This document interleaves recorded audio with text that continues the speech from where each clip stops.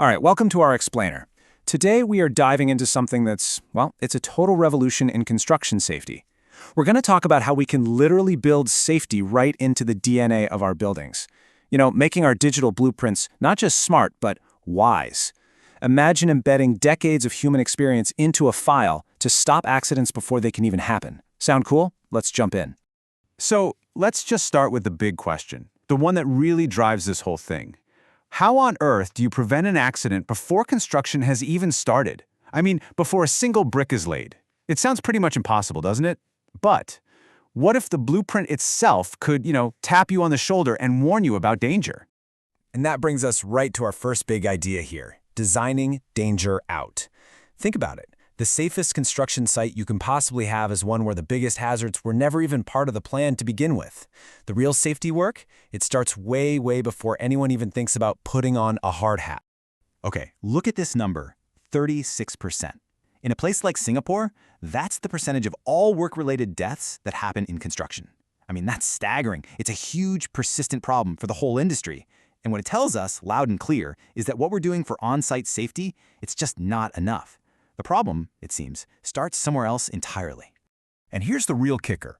So many of those on-site hazards, the slips, the falls, all those structural problems, you can actually trace them all the way back to a decision made quietly in an office, maybe even years before.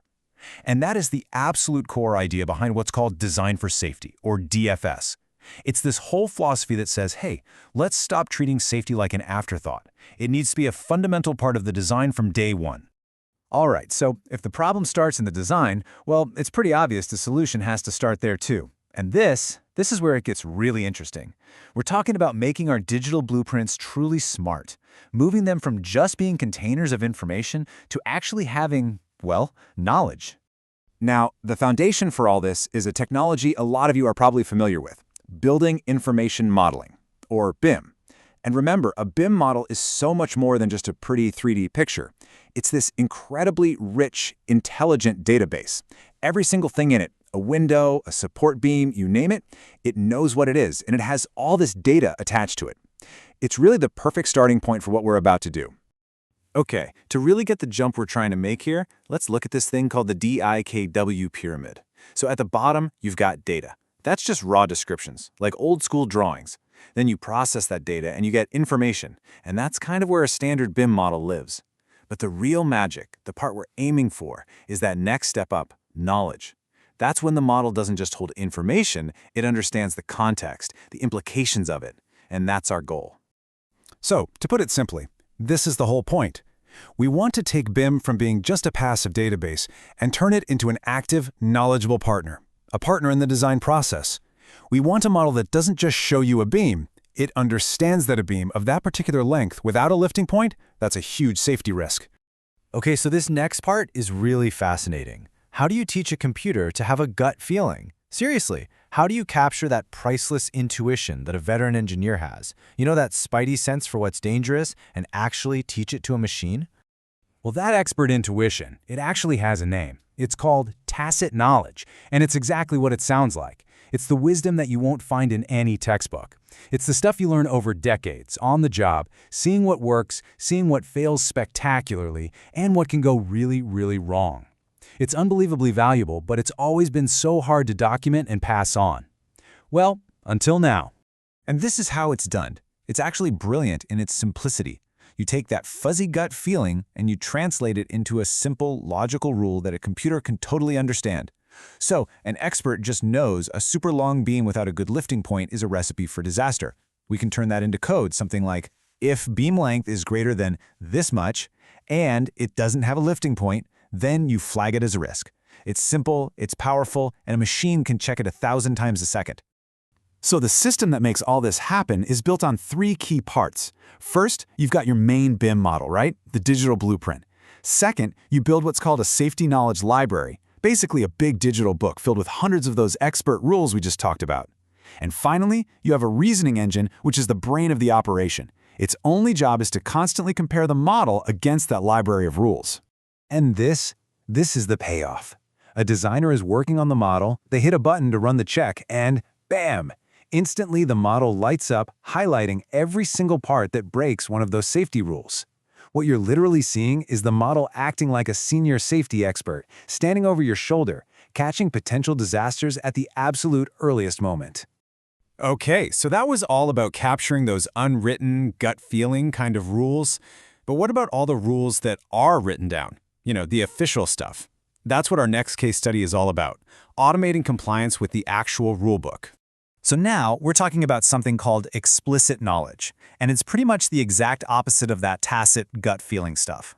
This is the formal, documented knowledge. The official safety codes, government regulations, all the manufacturer specs, it's all there, written down in black and white. But there's just so much of it that having a human check everything for compliance is incredibly tedious. And honestly, it's really easy to miss something. Let's zoom in on one of the biggest hazards on any major construction site, the tower crane. The stats here are pretty sobering. Crane-related incidents make up a huge chunk of construction fatalities. And for good reason. The rules for where you can put them and how you can operate them are insanely complex. This makes checking everything by hand not just difficult, but really, really prone to human error. So, what do? We supercharge the standard BIM model. You can see the difference here. A normal model, it just shows you the crane's shape and where it sits. But a crane information model, or CIM, now this is a total game changer. The CIM doesn't just show the crane itself, it models all of those invisible but absolutely critical safety zones around it. We're talking hazard zones, clearance areas, the whole operational boundary. And with this souped-up model, the system can run through all the compliance checks in just seconds. Things like, is any part of the finished building going to intersect with the crane's hazard zone? Is there enough height clearance? You need more than 3 meters between the hook and the roof. Is there even enough space on the site to assemble and disassemble the thing safely? The computer just checks it all and never gets tired, and it never misses a thing. So let's pull back for a second. What's the big picture impact of all this? Because this is way more than just a couple of fancy safety checks. This is about a fundamental shift in how we think about and how we achieve safety in construction. Let's just quickly run through the key benefits here, because they're huge. First, you're proactively finding hazards in the design phase, before they're even real. You're automating all those tedious safety reviews, which frees up your actual human experts to focus on the really tricky problems. And this one's huge. You're democratizing knowledge. You're giving a junior designer access to the kind of safety intuition that used to take 30 years to develop. It's really a key piece of the whole Construction 4.0 revolution. You know, there's a quote from the source material that just nails it. It says that this kind of domain knowledge enriched to BIM is required for making decisions that actually make sense in context, and that it's absolutely necessary for the future of Construction 4.0. It's not just a nice-to-have feature anymore, it's becoming essential. And all of this leaves us with one last, really big question to think about. As our digital tools get smarter and smarter, as they become genuine experts in their own right, what does that mean for the human experts? What is the new role for human experience and intuition when our software already knows all the rules? That's something to chew on. Thanks for joining us for this Alpha Constructions Explainer. We'll see you next time.